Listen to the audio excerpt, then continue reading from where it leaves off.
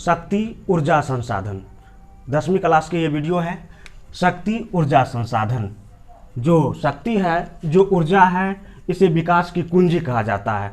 तो देखते हैं कौन कौन चीज़ में जो शक्ति प्राप्त की जाती है, कौन कौन ऐसी चीज़ है जिससे हमें शक्ति मिलती है, ऊर्जा मिलती है। तो उपयोग स्तर पर पहले हम देखेंगे। उपयोग स्तर पर, उपयोग स्तर पर जो शक्ति है वो दो तरह की है। एक है उपयोग स्तर पर जो शक्ति है वो दो तरह की शक्ति है। एक सतत शक्ति, एक है सतत शक्ति, और दूसरी है समापनीय शक्ति। समापनीय शक्ति। अब हम किसे सतत शक्ति कहेंगे? सतत शक्ति जो है, जो जिससे हमें हमेशा शक्ति मिलते रहे, हमेशा ऊर्जा मिलता रहे, ऐसी जो सौर ऊर्जा, पवन चक्की, जो पवन चक्की से विद्युत पैदा की जाती है। उसके बाद भूतापीय ऊर्जा, भूतापीय ऊर्जा हो गया, यानी भूतापीय शक्ति, जमीन के नीचे से शक्ति प्राप्त की जाती है। प्रवाहित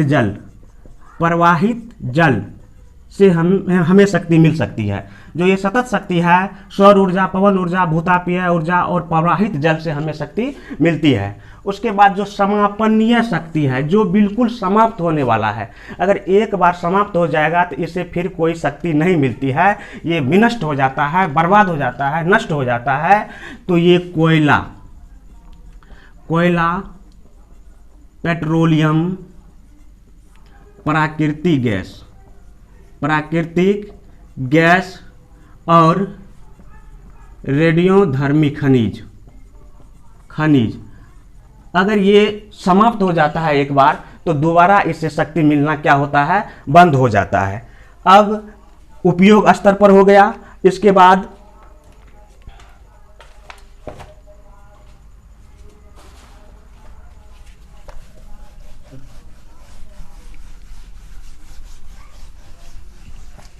उपयोगिता के आधार पर, उपयोगिता के आधार पर देखते हैं शक्ति।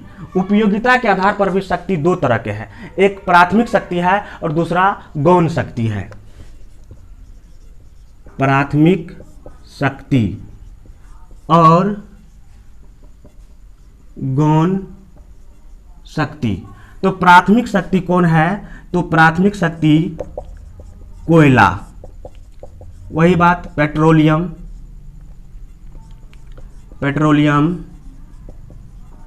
प्राकृतिक गैस तथा आणविक खनिज, ये प्राथमिक शक्ति है।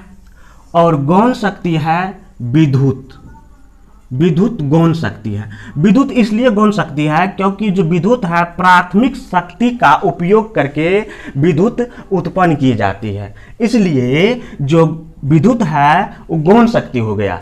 तो प्राथमिक शक्ति के बल पर ही गौण शक्ति उत्पन्न की जाती है। तो देख लिया आपने, जो गौण शक्ति है वो विद्युत हो गया। अब इसके बाद देखते हैं जो स्रोत की स्थिति के आधार पर, स्रोत की स्थिति के आधार पर जो होता है, कितने प्रकार के शक्ति होते हैं।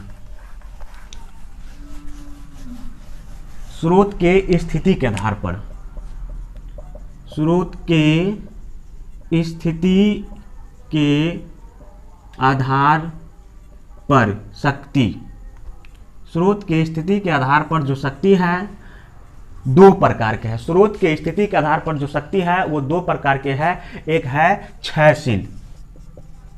क्षयशील शक्ति, एक है अक्षयशील शक्ति।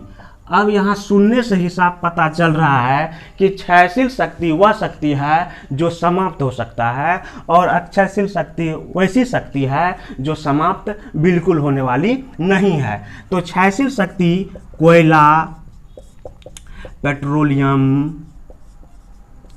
प्राकृतिक गैस तथा धर्मी खनिज है। ये सब के सब क्षयशील है, ये सब के सब समाप्त हो सकता है, लेकिन अक्षयशील जो शक्ति है ये कभी समाप्त होने वाला नहीं है। सौर ऊर्जा, सौर से जो, सूर्य से जो हमें ऊर्जा मिल रही है ये समाप्त होने वाला नहीं है। उसके बाद पवन शक्ति, पवन जो हवा से हमें शक्ति मिल रही है ये भी समाप्त होने वाला नहीं है। इसके बाद जो है प्रवाहित जल है, प्रवाहित जल है, और भूतापीय, भूतापीय जो शक्ति है, जमीन के भीतर से जो शक्ति प्राप्त होती है ये शक्ति